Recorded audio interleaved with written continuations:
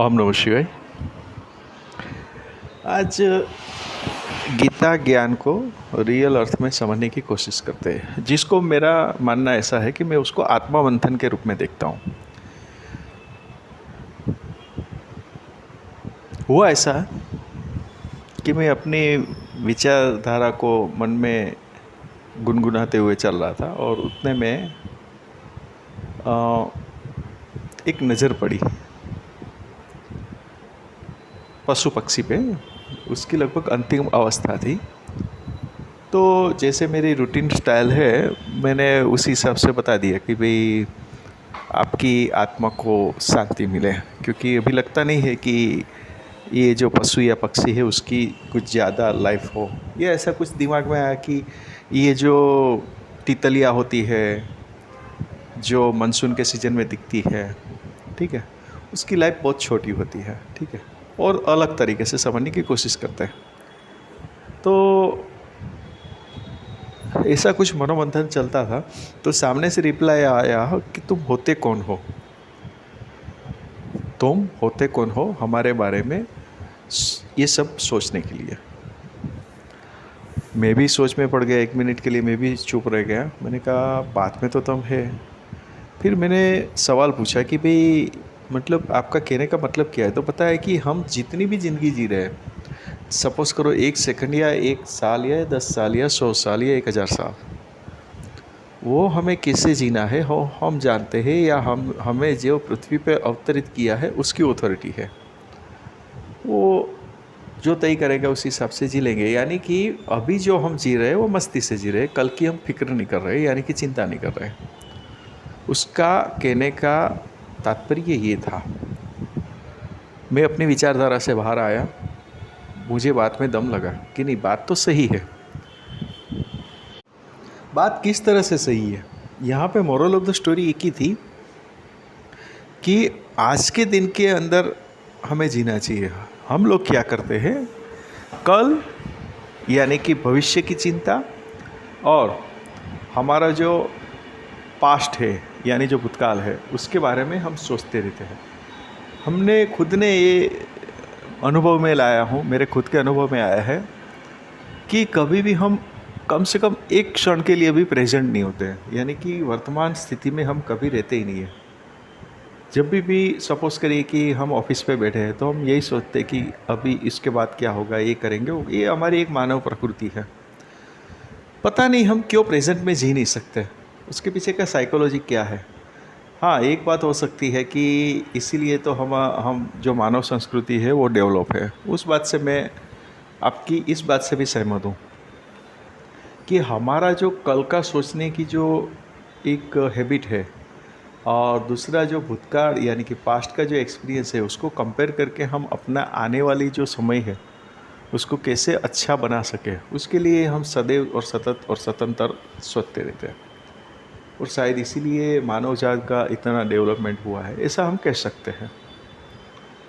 तो गीता या कुमार ज्ञान जो है वो इसके अंदर कहाँ पे सेट होता है।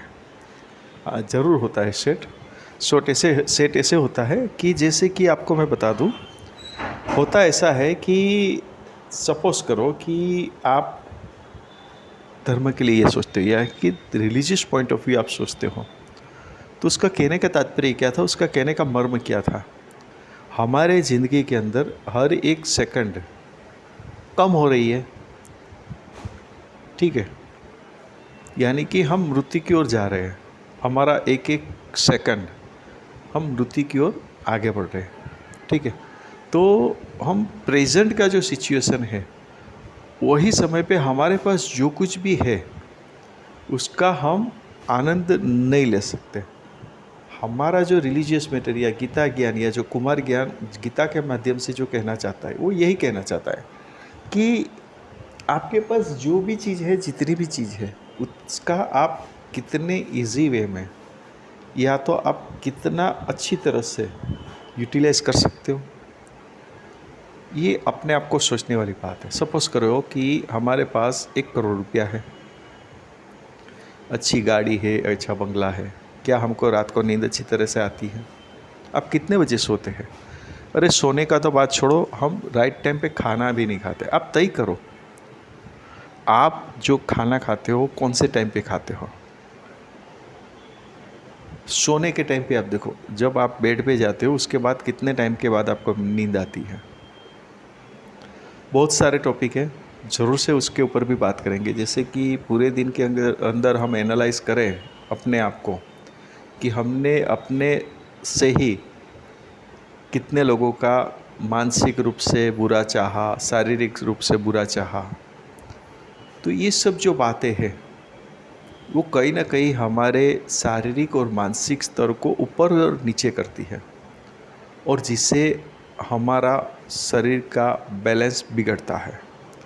हमारा जो प्रकृति के साथ जो तालमेल है वो टूट जाता है, और जब तालमेल इम्बैलेंस होता है तो उसकी सीधी असर हमारे शारीरिक शरीर और मानसिक शरीर पर पड़ती है, जिसका अंतिम परिणाम हमारे स्वास्थ्य के ऊपर पड़ता है। ये बात आप लिख के ले लो। हमारी एक आदत सी हो गई है कि हम एक बंच ऑफ इन्फॉर्मेशन हो गई है, यानी कि हमारे पास जो ये मल्टीमीडिया का या तो सोशल मीडिया का जो हमारे हाथ में एक टूल्स है, यानी कि इंस्ट्रूमेंट है, यानी कि मोबाइल है, उसके द्वारा आप देखो, आप पूरा दिन का एनालाइज करो तो आपको पता चलेगा और आप सोच में गिर जाओगे कि साला पूरा दिन तो हमने पूरा दिन वेस्ट कर दिया। सही जो बहुत सारा कुछ है, ऐसा नहीं है कि मल्टीमीडिया सोशल मीडिया में जो भी ज्ञान है वो कोई भी वेस्ट नहीं है। आप अपनी प्रकृति के हिसाब से उसको लेके अगर उसका यूटिलाइज करते हो तो वही ज्ञान आपके लिए काम का है, नहीं तो कोई काम का नहीं है। ऐसा मेरा मानना है, ऐसा मेरा कहना है, ऐसा मैंने गीता के माध्यम से समझा है।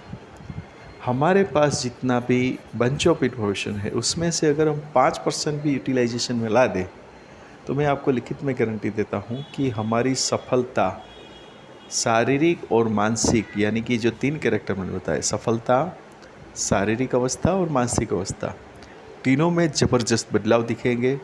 इतना ही नहीं, हमारा प्रकृति के साथ एकदम से तालमेल हो जाएगा। तो आप देखोगे कि उसके बाद जीवन जीना बहुत सरल हो जाएगा। सपोज़ करो कि आज बारिश बहुत अच्छी हुई हमारे यहाँ पे, तो मैं आधे दिन तक यही बारिश, यानी कि जो बरसात है, बरसात का मौसम का मैंने आनंद प्राप्ति की। एक बात को समझने की बहुत ज़रूरी है कि बरसात के टाइम पे बारिश आती है, गर्मी के टाइम पे गर्मी होती है, ठंड के टाइम पे ठंड होती है। हम अपने शरीर को उसके लिए कितना उसके साथ सेट करते हैं, ये मेरा सवाल है।